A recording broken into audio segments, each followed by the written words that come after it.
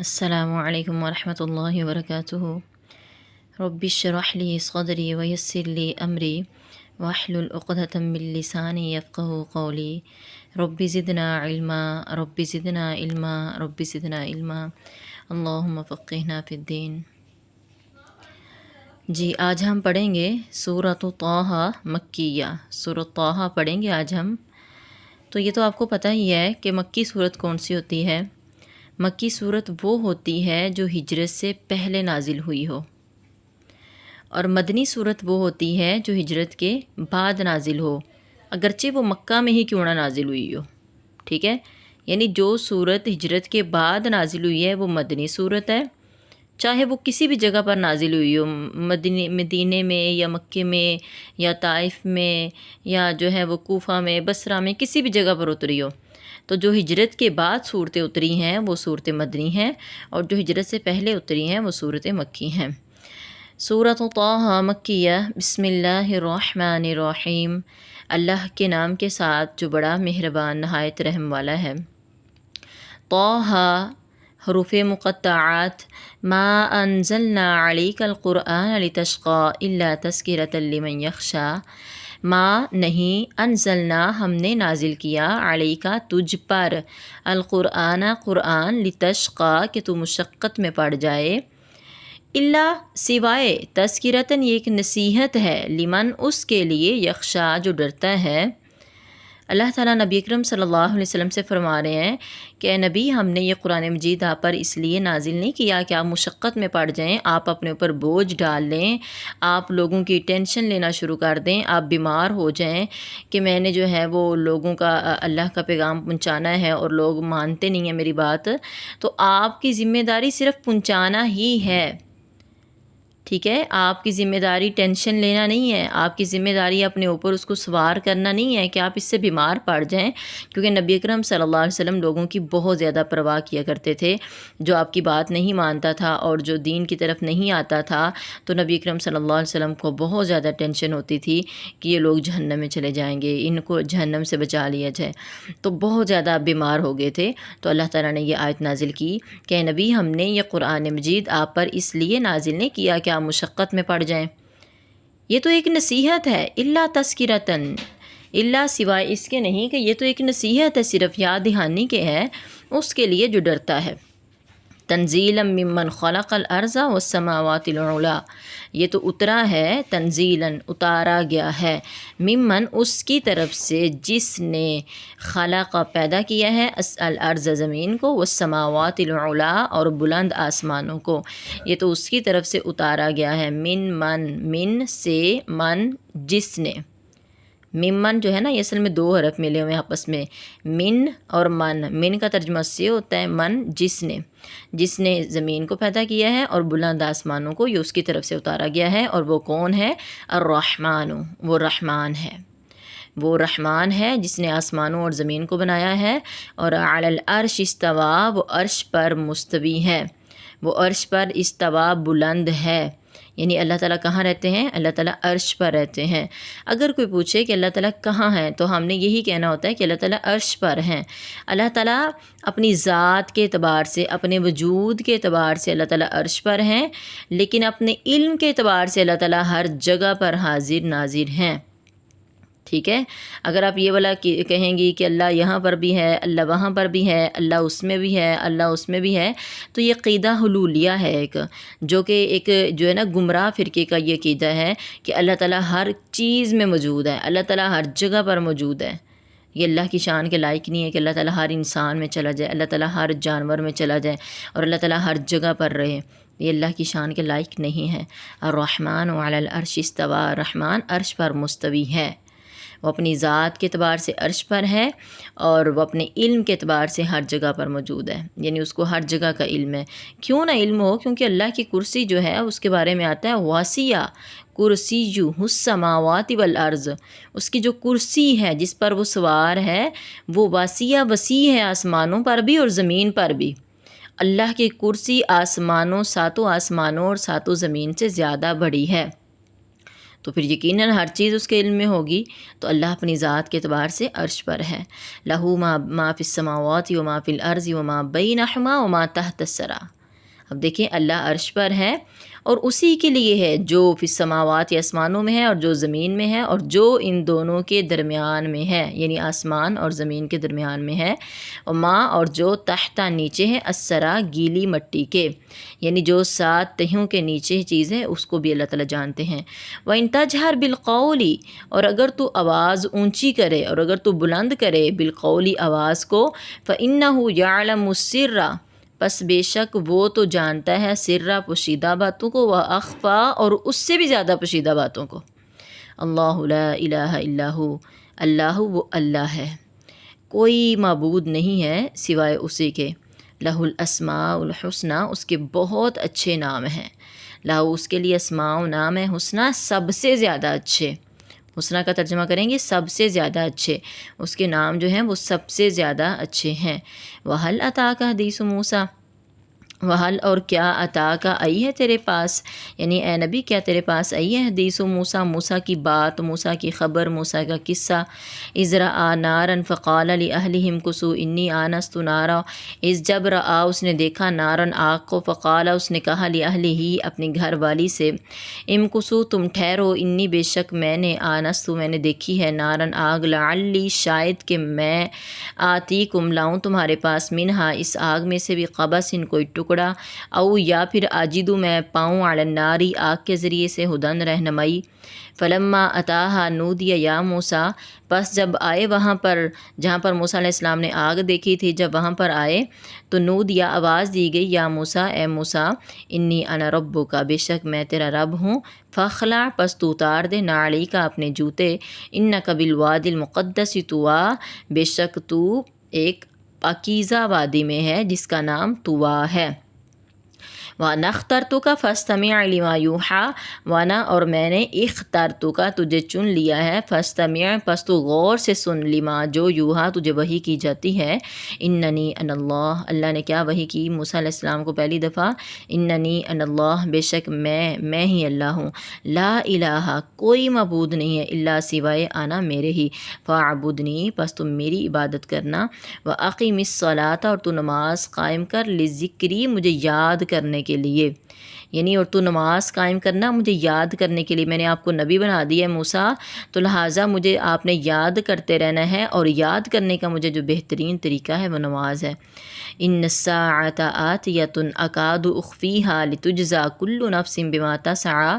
بے شک قیامت آنے والی ہے، اکاد میں قریب ہے کہ اخفیہا میں اس کو چھپا دوں، یا آپ اس کا یہ بھی معنی کر سکتی ہیں کہ میں نے اس کو چھپا رکھا ہے، لتجزی تاکہ بدلہ دیا جائے، کل نفس ہر جان کو، بما تسعی جو وہ کوشش کر کے آیا ہے، جو وہ کوشش کرتا رہا ہے. فلا یصدنک عنہا من لا یؤمن بہا واتبع ہواہ فتردی، فلا یصدنک پس ہرگز نہ روک دے تجھے، عنہا اس قیامت سے، من وہ شخص، لا یؤمن جو ایمان نہیں رکھتا، بہا اس قیامت پر، یعنی تجھے اس سے دور نہ کر دے، قیامت کی سوچ سے تمہیں دور نہ کر دے وہ شخص جو اس پر ایمان نہیں رکھتا. واتبع ہواہ اور اس نے اپنی خواہشات کی پیروی کی ہوئی ہے، فتردی پس تو ہلاک ہو جائے گا. مطلب اگر تم نے قیامت کا نظریہ اپنے ذہن سے نکال دیا تو یقیناً یہ قیامت کا خوف اور ڈر ہے جو ہمیں نیکیوں پر ابھارتا ہے، اور اگر تم نے اپنے ذہن سے یہ نکال دی چیز تو تم ہلاک ہو جاؤ گے. وما تلک بیمینک یا موسیٰ، یہ اللہ تعالیٰ موسیٰ علیہ السلام کو سب کچھ کہہ رہے ہیں کہ میری یاد کے لیے نماز قائم کریں، اور قیامت آنے والی ہے، میں نے اس کو چھپا کر رکھا ہے اس کے وقت کو، تاکہ میں دیکھوں کہ کون سا انسان کیا کرتا ہے اور اس کو وہ اسی کے مطابق بدلہ دیا جائے. تو اے موسیٰ اپنا خیال رکھنا، کہیں وہ شخص تمہیں گمراہ نہ کر دے قیامت کے حوالے سے جو اپنی خواہشات کے پیچھے چلتا ہے، جس نے اپنی خواہشات کو اپنا معبود بنا لیا ہے. اب آگے اللہ تعالیٰ پھر کہہ رہے ہیں وما تلک بیمینک یا موسیٰ، اور یہ کیا ہے تیرے دائیں ہاتھ میں، یمین دایاں ہاتھ، اور وما اور کیا ہے تل کا یہ بھی یمین کا تیرے دائیں ہاتھ میں یا موسیٰ اے موسیٰ، قال ہی عصایا، موسیٰ علیہ السلام نے کہا یہ میری لاٹھی ہے، اتوکّع علیہا، اتوکّع میں ٹیک لگاتا ہوں علیہا اس لاٹھی پر، واہش بہا علی غنمی ولی فیہا مآرب اخری، اور میں جھاڑتا ہوں بہا اس لاٹھی کے ساتھ علی غنمی اپنی بکریوں پر، تو مطلب پتے جھاڑتا ہوں، وہشو میں پتے جھاڑتا ہوں اس کے ذریعے سے علی غنمی اپنی بکریوں پر، ولی اور میرے لیے فیہا اس لاٹھی میں مآرب اخری کچھ اور بھی فائدے ہیں، مآرب فائدے ہیں، اخری کچھ اور بھی، مطلب یہ میرے ہاتھ میں لاٹھی ہے اور میں اس کے ساتھ ٹیک بھی لگا لیتا ہوں جب میرا دل کرتا ہے، اور جب میں اس کے ساتھ اپنی جو ہے وہ بکریوں کا چارہ بھی جھاڑ کر لاتا ہوں، اتارتا ہوں، اور بڑے اس سے میں فائدے حاصل کرتا ہوں اللہ تعالیٰ۔ قال القیہا یا موسیٰ، اللہ نے کہا اے موسیٰ اس کو پھینک دو، قال اس نے کہا القیہا اس کو پھینک دے اے موسیٰ، فالقاہا فاذا ہی حیۃ تسعی، پس اس نے پھینک دیا ہا اس لاٹھی کو، فیضا پس اچانک ہیا وہ حیۃ سانپ بن گئی، تسعی دوڑنے لگئی، تو وہ لاٹھی اچانک سے سانپ بن گئی اور سانپ بن کر وہ دوڑنے لگی۔ قال خذھا ولا تخف، اللہ نے موسیٰ علیہ السلام سے کہا اس کو پکڑو، ولا تخف اور ڈرو نہیں، سنعیدھا عنقریب ہم اس کو لوٹا دیں گے، سیرتھا الاولی اس کی پہلی حالت میں، سیرت حالت میں، ہاں اس لاٹھی کی، اولا پہلی، ہم اس لاٹھی کو اس کی پہلی حالت میں لوٹا دیں گے، آپ اس کو ہاتھ لگائیں، آپ اس کو پکڑیں اس سانپ کو جو سانپ بن گیا ہے۔ وضمم یادہ کا یعنی اللہ نے یہ ان کو معجزہ عطا کیا تھا، وضمم یادہ کا، وضمم اور تو ملا یادہ کا اپنا ہاتھ، الا جناحی کا اپنے پہلو کی طرف، تخرج وہ نکلے گا بیضاء سفید ہو کر، من غیر سوء بغیر کسی بیماری کے، آیۃ اخری یہ دوسرا معجزہ ہے، لنوریک من آیاتنا الکبریٰ ہم آپ کو معجزے دکھا رہے ہیں اور ہم آپ کو دکھائیں گے اپنے بڑے بڑے معجزے، اذهب الی فرعون انہ طغی، اے موسیٰ ہم نے آپ کو نبی بنایا، آپ کو بہترین معجزے عطا کیے، اب آپ کا کام کیا ہے، اذهب آپ جائیں، الی فرعون فرعون کی طرف، انہ طغی بے شک وہ حد سے بڑھ گیا ہے، اپنی حد کو بھول گیا ہے۔ جی تو یہ موسیٰ علیہ السلام کا قصہ میں نے تھوڑا سا آپ کو پیچھے بتایا تھا کہ موسیٰ علیہ السلام جیسے فرعون نے خواب دیکھا کہ بنی اسرائیل میں کچھ بچے پیدا ہو رہے ہیں اور وہ میری بادشاہت کو ختم کر دے گا کوئی بچہ، تو اس نے سوچا، اس نے جو ہے نا یہ پلان کیا کہ جب بھی کوئی بچہ پیدا ہوگا تو اس کو مار دیا جائے گا، لہٰذا جب بھی کوئی بچہ پیدا ہوتا تو اسے مار دیا جاتا تھا، اور اللہ نے ایسا معجزہ دکھایا کہ موسیٰ علیہ السلام کی والدہ نے اس کو دریا میں ڈال دیا، اور وہ دریا جو ہے موسیٰ کے فرعون کے گھر سے آگے سے گزرتا تھا، تو فرعون نے وہ دیکھا صندوق تو اس کو اٹھا کر لے گیا اور اندر سے بچہ نکلا، تو اس کی بیوی آسیہ رضی اللہ تعالیٰ عنہا نے کہا کہ ہم اس کو پرورش کر لیتے ہیں، ہمارا تو بچہ نہیں ہے لہٰذا ہم اس کو پال لیتے ہیں، پھر انہوں نے پالا اس کو، وہ بڑا ہو گیا موسیٰ علیہ السلام فرعون کے دربار میں ہی۔ پھر ایک دن بنی اسرائیل یعنی یہود کی اور وہاں پر کچھ قبطی لوگ رہتے تھے دوسرے لوگ، تو ان میں سے ایک یہودی کی اور ایک قبطی کی لڑائی ہو رہی تھی، تو یہودی نے موسیٰ علیہ السلام کو آواز دی کہ مجھے بچائیں، تو وہ بچانے کے لیے گئے تو انہوں نے دوسرے کو مکہ مارا اور وہ قبطی مر گیا، تو موسیٰ جب فرعون کو پتہ چلا کہ اس نے قبطی کو مار دیا ہے تو اس کو لگا کہ یہ ہمارا دشمن ہے، لہٰذا اس نے کہا کہ اس کو پکڑ کر لائیں موسیٰ کو، ہم اس کو قتل کریں گے، تو موسیٰ علیہ السلام کو کسی آدمی نے بتا دیا کہ آپ کے قتل کے منصوبے ہو رہے ہیں لہٰذا آپ یہاں سے بھاگ جائیں، وہ بھاگ کر مدین کی طرف چلے گئے، اور مدین میں پھر جو ہے انہوں نے اللہ تعالیٰ سے دعا کی کہ اللہ تعالیٰ میرے پاس تو کچھ بھی نہیں ہے، ربی انی لما انزلت الی من فقیر، اللہ میرے پاس کچھ بھی نہیں ہے، آپ جو بھی مجھے دیں گے میں اسی کا محتاج ہوں، تو اللہ نے انہیں شعیب علیہ السلام کے کیسے گھر تک پہنچا دیا، تو پھر شعیب علیہ السلام نے اپنی بیٹی سے ان کا نکاح بھی کر دیا، 12 سال تک وہ وہاں رہے، پھر جب 12 سال کے بعد دوبارہ مصر کی طرف آ رہے ہیں نا، تو راستے میں جب پھر اپنی بیوی کے ساتھ آ رہے ہیں واپس مصر میں، تو راستے میں ان کو ایک آگ نظر آئی، وہ اصل میں آگ نہیں تھی، وہ ویسے ہی روشنی تھی وہاں پر، تو ان کو لگا کہ یہ آگ ہے، تو وہ چونکہ سردی کا موسم تھا تو انہوں نے اپنی اہلیہ سے کہا کہ میں وہاں سے آگ لے کر آتا ہوں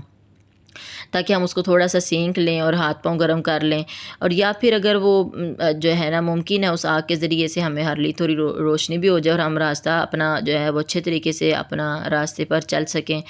تو لہٰذا جب وہ گئے تو وہاں پر آگ تو نہیں تھی، تو اللہ تعالیٰ نے آواز دی کہ موسیٰ میں نے تجھے چن لیا، میں نے تجھے نبی بنا لیا ہے، لہٰذا میں تمہارا رب ہوں، میری عبادت کرو، نماز قائم کرو۔ پھر اللہ تعالیٰ نے اس طرح موسیٰ سے کچھ باتیں کی کہ قیامت آنے والی ہے لہٰذا اس کی تیاری رکھنا، اور پھر اللہ تعالیٰ نے کہا کہ تمہارے دائیں ہاتھ میں کیا ہے، تو انہوں نے کہا یہ لاٹھی ہے۔ تو اصل میں اللہ نے پہلے اس لیے پوچھا تاکہ موسیٰ علیہ السلام کو پتہ ہو کہ یہ لاٹھی ہی میں نے پکڑی ہوئی ہے، کیونکہ اللہ نے بعد میں اس کو سانپ بنا دینا تھا۔ تو اگر اللہ تعالیٰ اس کو اچانک سے سانپ بنا دیتے تو ان کو یہ بھی ہو سکتا تھا کہ ہاں یہ تو میں نے سانپ پکڑا اور مجھے پتہ ہی نہیں تھا۔ تو اللہ نے پہلے پوچھا کہ موسیٰ یہ تمہارے ہاتھ میں کیا تھا؟ تو انہوں نے کہا یہ تو لاٹھی ہے۔ تو اللہ نے کہا اس کو پھینکو۔ جب انہوں نے پھینکی تو وہ سانپ بن گیا۔ تو یہ اللہ تعالیٰ نے ایک موسیٰ علیہ السلام کو معجزہ دیا تھا کہ آپ اپنی لاٹھی کو پھینکیں گے جب بھی معجزے کے طور پر تو وہ سانپ بن جائے گی، اور یہ آپ کا معجزہ ہے، نبی ہونے کی نشانی ہے۔ اور ایک دوسرا معجزہ اللہ تعالیٰ نے ان کو یہ دیا تھا کہ آپ جب بھی اپنا ہاتھ اپنے جو ہے نا وہ پہلو کے ساتھ لگائیں گے تو پشت کے ساتھ لگائیں گے تو وہ چمکنا شروع کر دے گا۔